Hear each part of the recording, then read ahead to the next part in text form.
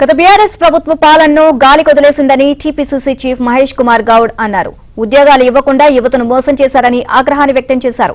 పేదలకు డబుల్ బెడ్రూమ్లు ఇవ్వలేదని మండిపడ్డారు. మూసి ప్రక్షాళన చేస్తే హైదరాబాద్కు పెట్టుబడులు వస్తాయని తెలిపారు. తమ ప్రభుత్వంలో అన్ని వర్గాలకు వారికి న్యాయం చేస్తున్నాము అని తెలియజేశారు. ఉద్యోగాలు ఊసే తీయకుండా వాళ్ళు 10 ఏళ్లలో ఇచ్చినటువంటి ఉద్యోగాల సంఖ్య 55,000 దాటలేదు అధ్యక్ష.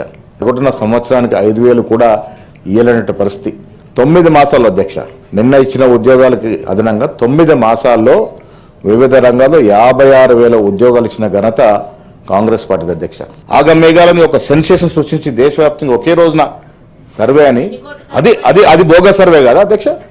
పోనీ అదే టేబుల్ చేశారు అంటే కేసీఆర్ కుటుంబ సభ్యుల వద్ద పెట్టుకున్న దాన్ని బయట టేబుల్ చేయకుండా బయట ఇవ్వకుండా ప్రభుత్వ సొమ్ముతో చేసిన సర్వేని మీరు మీ దగ్గర ఎట్లా పెట్టుకున్నారు అధ్యక్ష? ఈ దేశ చరిత్రలో ఈ రాష్ట్రంలో 56% బీసీలు ఉన్నారని ఒక అఫీషియల్ డాక్యుమెంట్ ఇవ్వగలిగినాం అధ్యక్ష. ఇది గొప్ప విషయం అధ్యక్ష. ఎవరికి ఉపయోగపడుతుంది అధ్యక్ష? కాళేశ్వరం ప్రాజెక్టు ఏ రకంగా ఉపయోగపడుతుంది? వాళ్ళ 1,20,000 కోట్లు అప్పన్నంగా గోదావరి నదిలో పోషిస్తారు.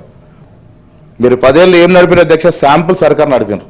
ఎక్కడ ఉప ఎన్నికలు జరిగితే అక్కడ ఒక స్కీమ్ ఇవ్వడం, ఒక శాంపుల్ ఇచ్చి శాంపుల్ సర్కార్ నడిపారు అధ్యక్ష. నిజంగా ఎవరైతే అర్హులు ఉన్నారో అప్లై చేసిన ప్రతి వారికి ఇందిరమ్మ ఇచ్చే ప్రయత్నం చేస్తామని ఇంత ఆర్థిక నిర్బంధం ఉండి కూడా ఎస్ఎల్బీస్ జరిగిందంటే మీరు ప్రాజెక్ట్ వదిలేసినారు. 3 నుంచి 4,000 కోట్లు పెడితే 3 లక్షల ఎకరాలు పారేటటువంటి గొప్ప ప్రాజెక్ట్ ఎస్ఎల్బీసీ అధ్యక్ష. ఎందుకు పక్కన పెట్టినారు అధ్యక్ష? కొంత దూరం వరకు సొరంగం దవి దాన్ని వదిలేసినారు. ఆ నీళ్లు ఇనికి ఇలా మళ్ళీ కొత్తగా ప్రారంభిస్తుంది, కూలిపోయింది.